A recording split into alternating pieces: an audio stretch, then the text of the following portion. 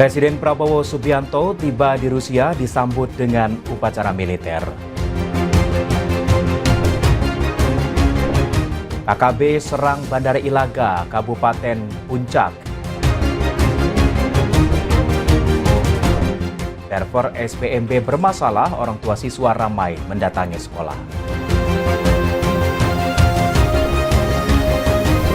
Halo, selamat malam pemirsa, Anda menyaksikan Berita Nasional Malam edisi 19 Juni 2025.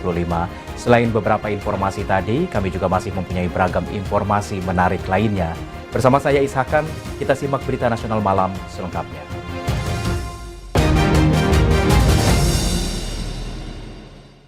Presiden Prabowo Subianto tiba di St. Petersburg, Federasi Rusia pada Rabu 18 Juni 2025 waktu setempat untuk melakukan kunjungan kenegaraannya. Presiden Prabowo disambut upacara militer resmi dan sejumlah pejabat tinggi Rusia.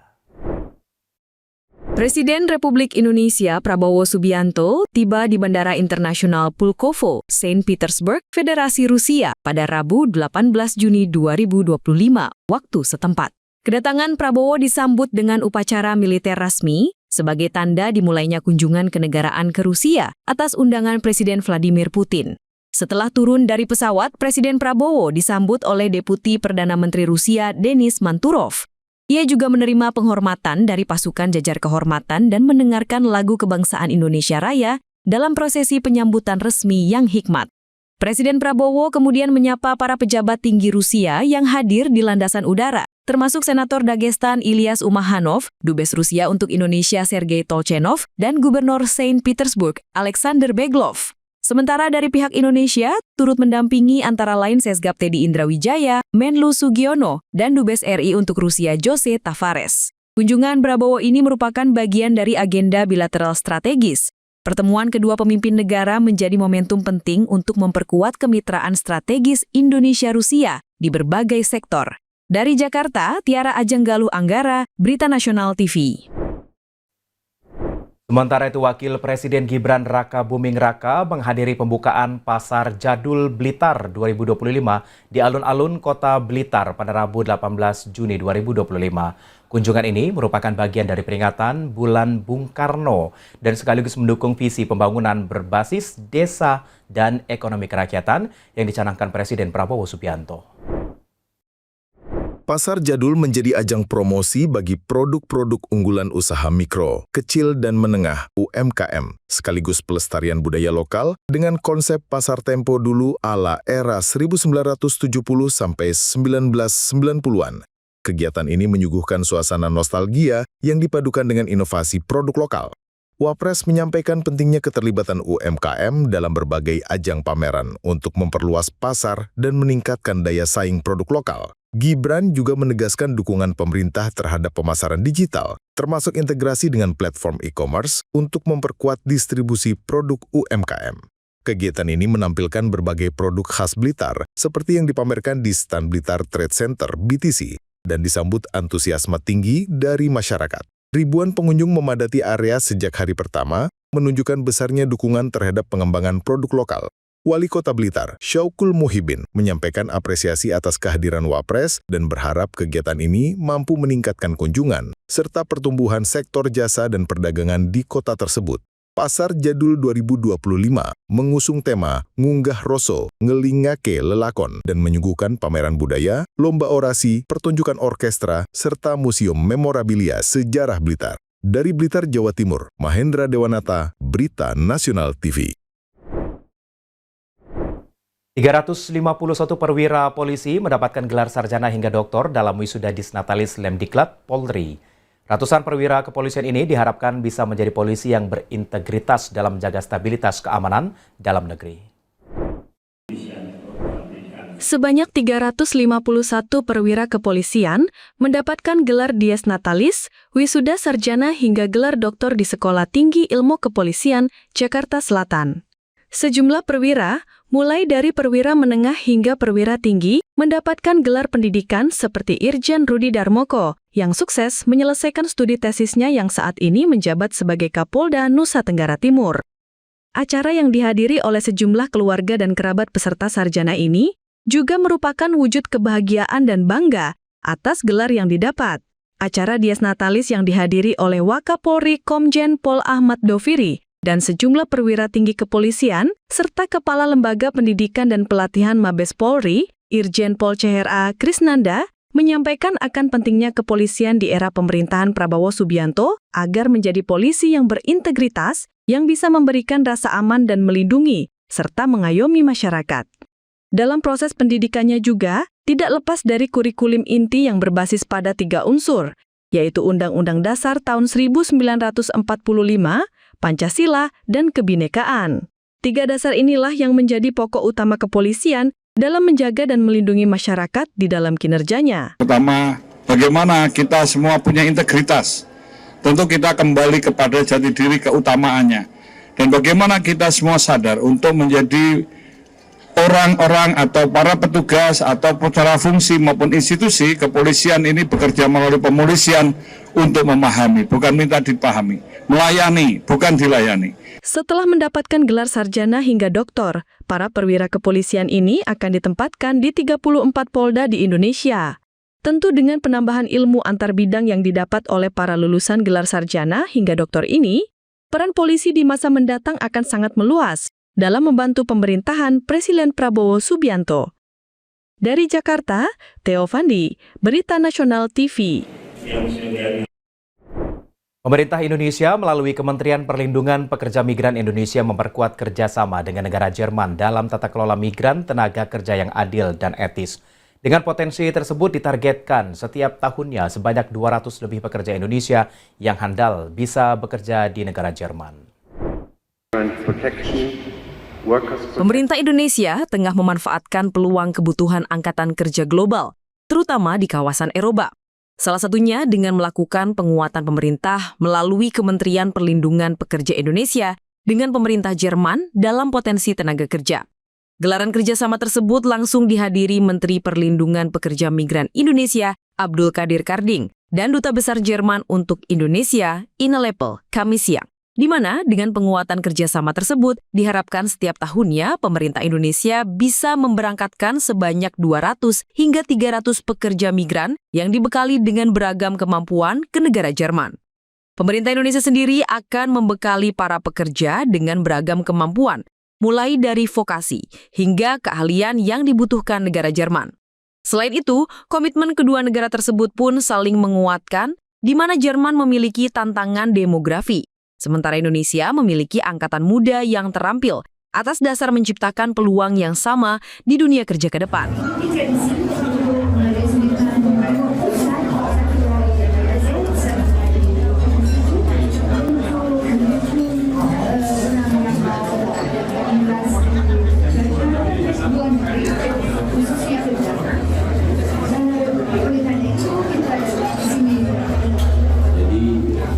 Kerjanya itu semua sudah di cover, termasuk asuransi, jam kerja, segalanya, dan salary-nya sangat bagus.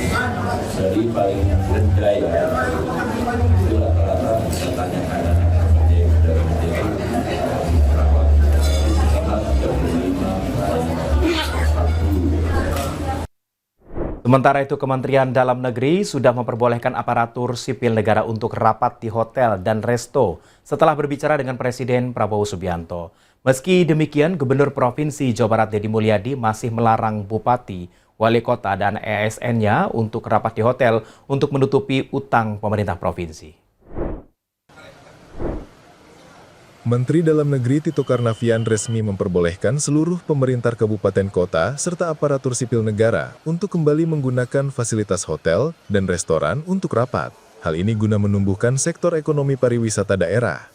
Meski demikian, Gubernur Jawa Barat justru masih melarang seluruh bupati, wali kota, serta ASN-nya untuk menggunakan fasilitas hotel untuk rapat. Hal ini guna menutupi hutang daerah yang masih besar pada periode sebelumnya. Salah satunya hutang pemerintah Provinsi Jawa Barat sebesar 300 miliar ke BPJS Kesehatan. Di samping itu, infrastruktur dan sekolah di daerah juga masih belum merata menjadi persoalan pemerintah provinsi. Menurut Gubernur Jawa Barat dalam akun media sosialnya, seluruh kebutuhan tersebut akan terpenuhi jika pemerintah melakukan efisiensi. Deddy Mulyadi juga meminta Bupati Wali Kota agar tidak menggunakan hotel dan restoran untuk melakukan rapat.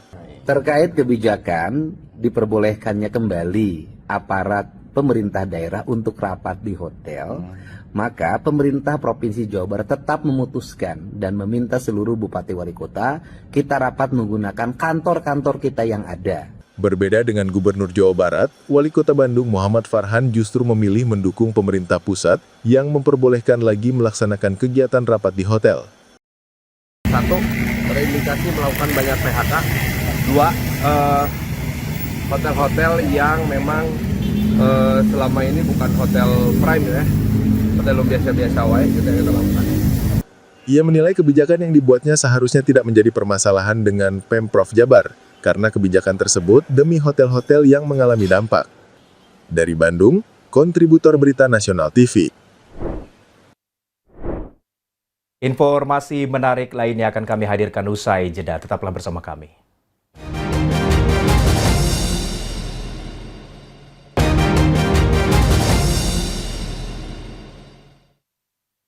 Anda kembali bersama kami di Berita Nasional Malam. Pemirsa, kontak tembak pecah antara aparat gabungan TNI Polri di Bandara Aminggaru Ilaga, Kabupaten Puncak, Papua Tengah. Kejadian ini dipicu oleh kelompok kriminal bersenjata yang sebelumnya menyerang Bandara Ilaga.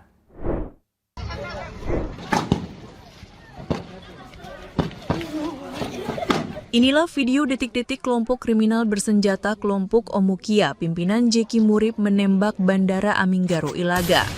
Bandara yang pada saat itu sedang ramai seketika berubah tegang karena ditembaki dari arah hutan. Aparat yang berjaga langsung melakukan pengamanan di sekitar pesawat. Kontak tembak kemudian terjadi antara aparat gabungan TNI Polri dengan KKB. Terlihat aparat membalas tembakan dari KKB. Guna memastikan bandara aman, aparat gabungan menyisir sekitar bandara dengan menggunakan drone dan didapati 3 orang anggota KKB sedang memantau pergerakan aparat. Kasatgas Humas Operasi Damai Kartens, Kombes Pol Yusuf Sutejo mengatakan, ini adalah aksi yang sangat berbahaya karena dapat menyebabkan terbakarnya pesawat jika terkena bahan bakar. Terlebih saat itu bandara sedang padat oleh pesawat dan penumpang. Kelompok KKB tersebut melakukan penembakan dari titik buta atau melalui hutan-hutan yang ada di sekitaran Bandara Aminggaru Ilaga. Dari hasil pemantauan via drone terdeteksi keberadaan 3 orang kelompok kriminal bersenjata yang membawa senjata laras panjang jenis M16, AK-47 dan 1 senjata api pendek.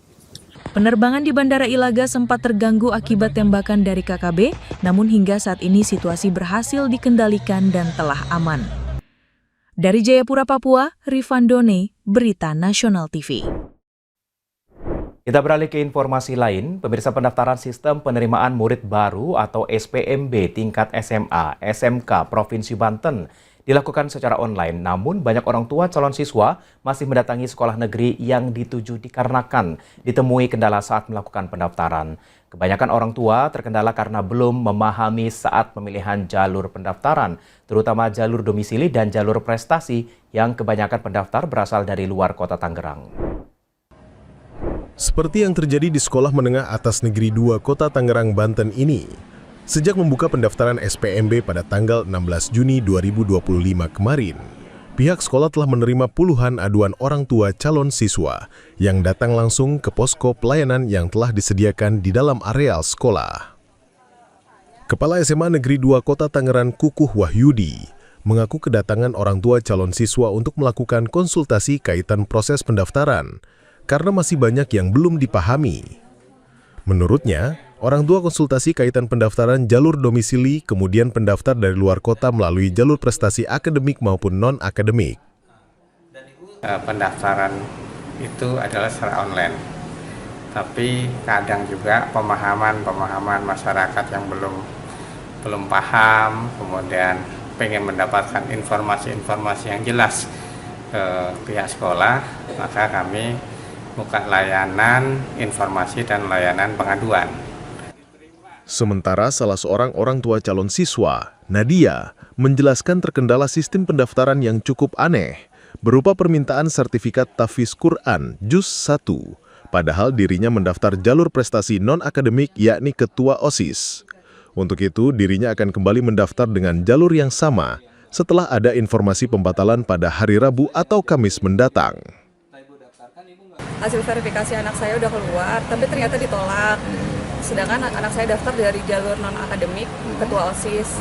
Tapi di situ penolakannya itu adalah harus melampirkan sertifikat tahfiz Quran, sedangkan saya nggak pernah mensubmit tentang tahfiz Quran gitu. Makanya saya butuh bertanya ke sini karena saya mau submit lagi takut salah gitu.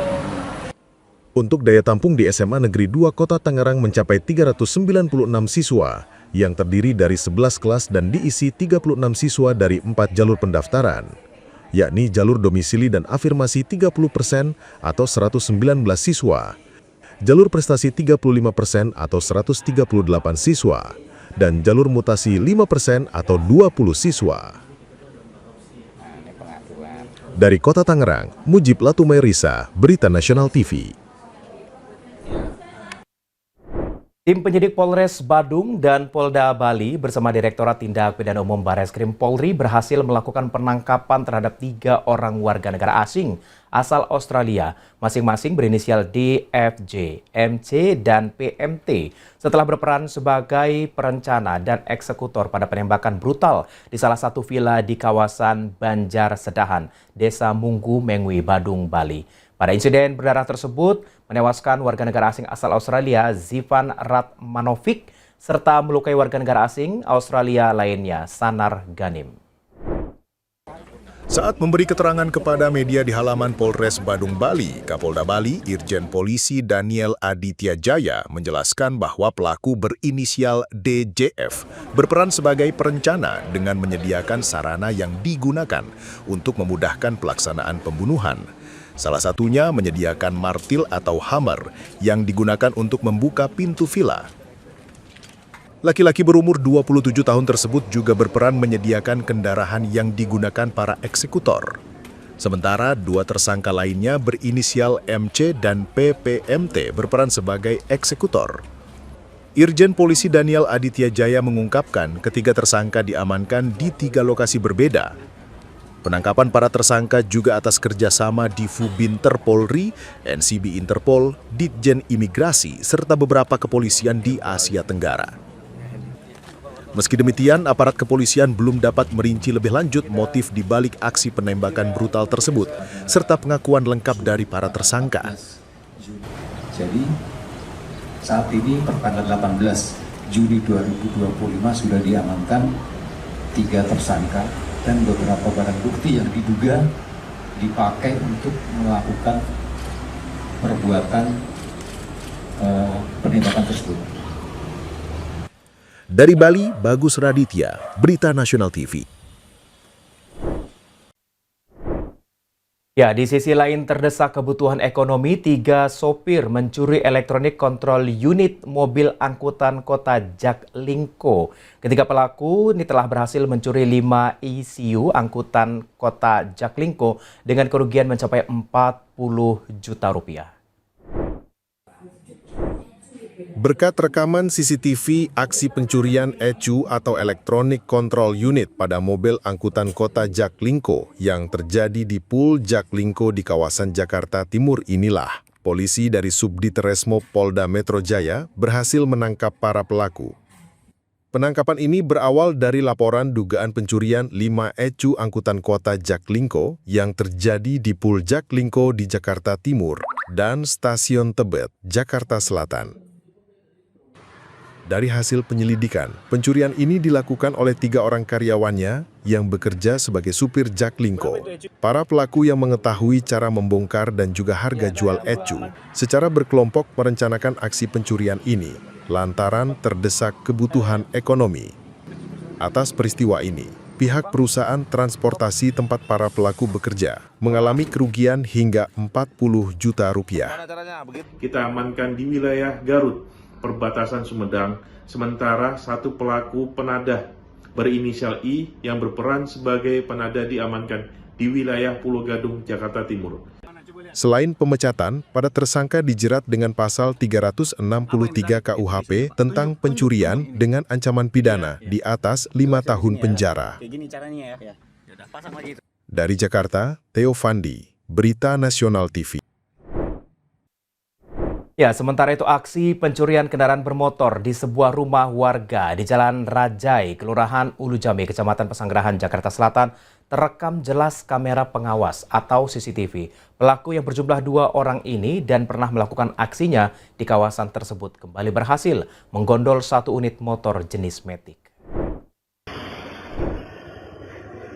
Inilah rekaman kamera pengawas atau CCTV saat komplotan spesialis pencurian kendaraan bermotor melancarkan aksinya di sebuah rumah warga di Jalan Rajai, Kelurahan Ulu Jami, Kecamatan Pesanggerahan, Jakarta Selatan. Terlihat, pelaku yang berjumlah 2 orang menggunakan sepeda motor ini masuk ke permukiman warga sambil mengintai situasi di sekitar lokasi. Melihat tidak ada warga yang beraktivitas, pelaku langsung menggondol sepeda motor yang terparkir di depan rumah tanpa dikunci stang.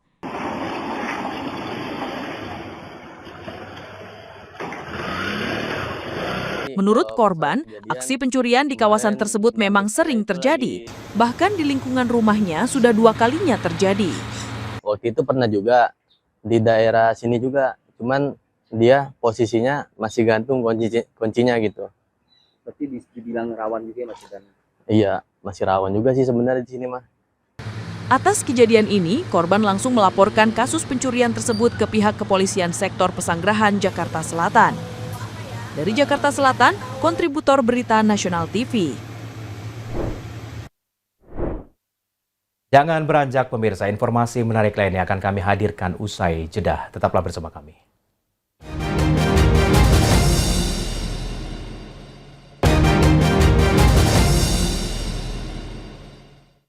Anda kembali bersama kami di Berita Nasional Malam. Pemirsa, sistem penerimaan murid baru atau SPMB diwarnai kepanikan orang tua siswa di SMP Negeri 1 Legok, Kabupaten Tangerang, Banten. Pasalnya banyak calon pendaftar yang gagal mengakses situs SPMB. Kondisi ini memicu sejumlah orang tua siswa mendatangi sekolah untuk mengkonfirmasi hal tersebut. Mereka khawatir anaknya gagal mendaftar karena sulit mengakses situs SPMB. Sejumlah orang tua siswa terpaksa harus mendatangi SMP Negeri 1 Legok, Kabupaten Tangerang, Banten karena kesulitan mengakses situs SPMB. Kedatangan mereka untuk mengkonfirmasi dan menyampaikan kekecewaan lantaran sejak SPMB resmi dibuka pada Senin 16 Juni, mereka gagal mengakses situs SPMB. Salah satu orang tua siswa mengatakan sudah membuat akun untuk mendaftarkan anaknya, namun saat situs SPMB sulit diakses sehingga memilih untuk mendatangi sekolah.